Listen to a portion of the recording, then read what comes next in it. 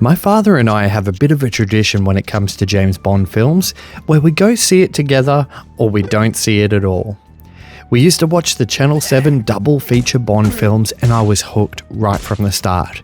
There's no denying that Connery left his mark, but Craig evolved the character into something new altogether. The Spy Who Shot Me is more focused on being a comedic parody of Connery's Bond. What's it like? Grab a martini, some cufflinks, and practice your one-liners now as we review The Spy Who Shot Me. Right off the bat, I just want to address something I never address in reviews. I was going to walk right past this one on the eShop as the art is terrible.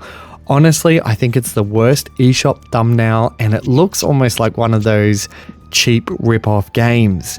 This obviously doesn't affect the score, but it's more a life lesson for me about why you shouldn't judge a game by its cover, I suppose. Also, before we skydive into this review, can I ask you to like and subscribe? And if you enjoy the video, feel free to share it amongst your friends. It's the best way creators like me get found on YouTube, and I can't thank you enough for doing it. The Spy Who Shot Me is a parody shooter that doesn't take itself too seriously. It's full of cheesy dialogue, terrible voice acting, and even worse one-liners. But not in a bad way, just in a classic James Bond way. It's an old-school feeling retro first-person shooter that reminds me so much of Medal of Honor on PS1, almost right down to the hit detection of the bad guys. It's a camp story following Agent 7 who works for MI69, an international spy agency, and he must track down the evil entity Scum and stop them from using nuclear missiles. The game revolves around shooting bad guys who mainly just walk towards you while swinging blindly with melee weapons. The AI is a bit disappointing, but the game also pokes fun at itself there too. There are ranged enemies who are lethally accurate, similar to snipers in most first-person shooter games that give you a certain time period to duck and cover before absolutely decimating you.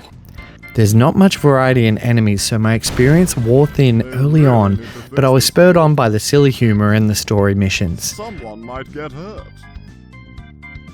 The missions will take you around the world, skydiving, boating, and walking around a variety of environments that tend to be rather bland. You shoot bad guys, find a floating 7 that acts as an action, opening a door somewhere, or have you guard an objective for a certain amount of time. There are also some open world sections too, offering side missions that are equally as silly as the game, racing boats around a harbour or clearing frogmen off a golf course. The art direction is a tribute to the PS1 era of games, with low poly models and pixelated textures to complement them. Weapons have variety and it is fun to find a new game to use in a level, but frustratingly, I found picking up ammo for certain weapon types automatically switches you to that weapon, sometimes throwing me off and losing the edge in a gunfight. Another thing that seemed to work against you is the aiming acceleration being very aggressive. There are times where you can expertly drop enemies in succession, and there are other times where you can't even target center mass due to the controls going wild. Despite these issues, the game is still a blast to play, for a while in my case anyway. You can knock the entire game over in about 3 hours, so for the price of a movie ticket, you are entertained for as long as one. There are records to beat and secrets to uncover, possibly padding that time out to about 5 hours, but after that, there's just not much to do to keep you coming back. I did enjoy the humour and how it subverted expectations by parodying itself at times. But when the shine wears off, there's just not a lot of game to go back to. I had fun with my time while playing it, but to be honest, I just didn't really have a desire to go back and better my times or discover the secrets that I missed. It's not a bad game in any sense, and completionists may have a lot of fun combing through the game. I view it more like watching a film, enjoying it for a nice distraction from the other games on my content schedule, letting me just cruise through an experience.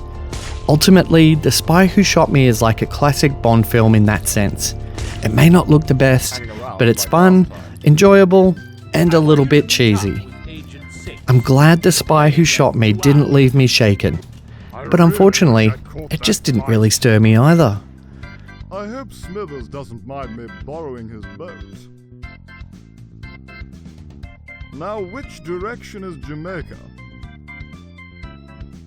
So, what's it like? The Spy Who Shot Me is like a classic Connery Bond film crossed with Medal of Honor on the PS1.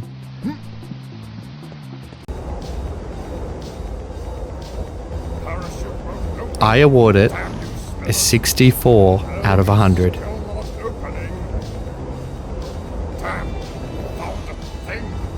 Hey there, thanks for watching my video. I hope you enjoyed it.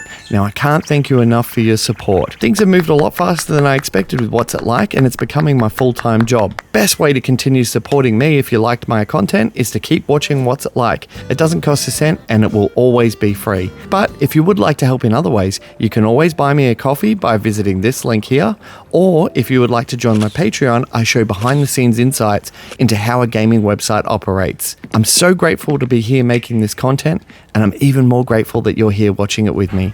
Thank you so much.